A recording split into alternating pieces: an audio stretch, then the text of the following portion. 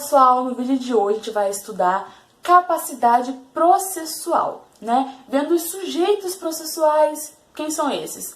As partes, o juiz, os advogados, os auxiliares, a intervenção do Ministério Público. Eles são os sujeitos processuais, né? Sendo que parte a gente já viu que é todo aquele sujeito que ele age com parcialidade no processo, né? E quem detém, né? Quem pode ser parte? Todo sujeito de direito, tá? Simples.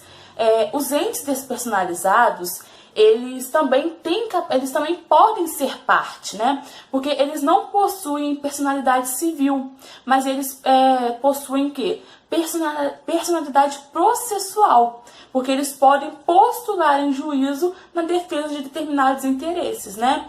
E aí eles são representados, tá no artigo 75, nos seus incisos, a representação dos entes despersonalizados, como ocorre como a massa falida. Incapacidade processual, ela é a aptidão de você ir a juízo e você praticar atos processuais independentemente de assistência ou representação por pessoas indicadas na lei, né?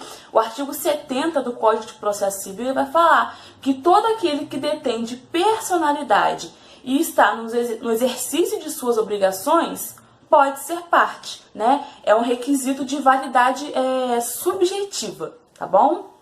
Existem aqueles que são capazes civilmente, né? E incapazes processualmente, que é o caso do cônjuge.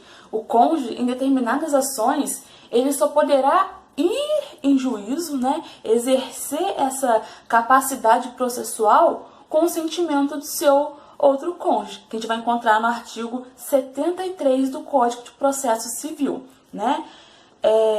Ocorre o quê? Existe a falta de capacidade processual, né? O que acontece quando existe essa ausência de capacidade processual? Isso no artigo 76. O juiz, quando ele nota essa falta de capacidade, ele vai intimar as partes para poder estar fazendo o quê? Essa regularização, para que ela possa estar o quê? Participando do processo.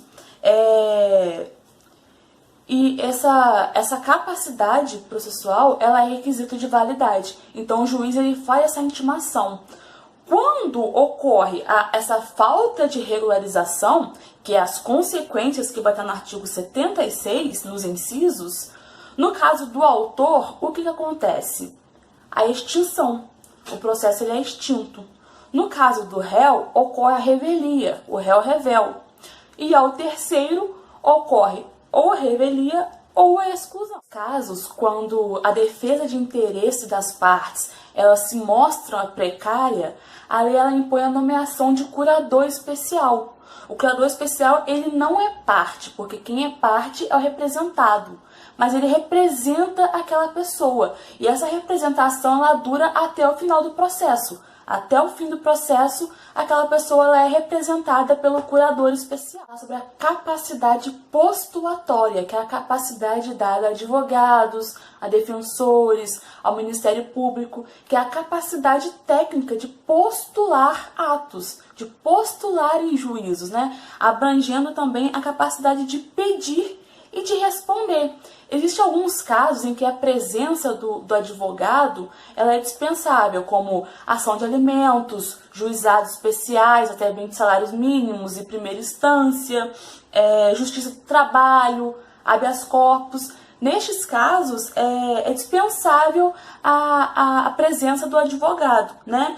E o instrumento que torna essa capacidade postulatória apta do advogado é a procuração, né? É o instrumento para dar poder ao advogado, poder te representar em juízo, que é a dada procuração, que ela pode ser feita, ela pode ser pública ou ela pode ser privada a procuração, tá bom? Ali no artigo 170 do Código de Processo Civil, ele vai elencar os direitos do advogado. O advogado tem direito de examinar, de requerer vista dos autos de qualquer processo pelo prazo de 5 dias. Então, ali nesse artigo vai estar elencado todos os direitos que o advogado ele possui. Bom, quanto aos deveres das partes, a gente já tem uma noção de como as partes elas devem agir dentro de um processo, né? E os deveres das partes, eles estão descritos no artigo 77 do Código de Processo Civil, né? E caso haja o quê? O descumprimento de um desses deveres, deverá ser analisado e ver qual penalidade que vai ser aplicada, porque o Código de Processo Civil, ele impõe penalidades para quem descumpre esses deveres, né? E a sanção para quem comete ato atentatório contra a dignidade da justiça, ela está prevista no artigo 76, no parágrafo 2º do CPC, né? Que a multa é uma sanção pecuniária, que a multa ela pode ser de até 20% do valor da causa, ou sendo este irrisório em até 10 vezes o valor do salário mínimo. E isso vai ser aplicado aí de acordo com a gravidade desta conduta. Existe também a litigância de má-fé, né? Aquela parte que ela tá ali naquele processo com o intuito de tirar algum proveito, né? Ou não tá descumprindo o princípio da boa-fé objetiva. Enfim, essas condutas elas devem ser punidas, né? E essa pessoa ela vai responder por perdas e danos, né? Aquele que litigar com má-fé.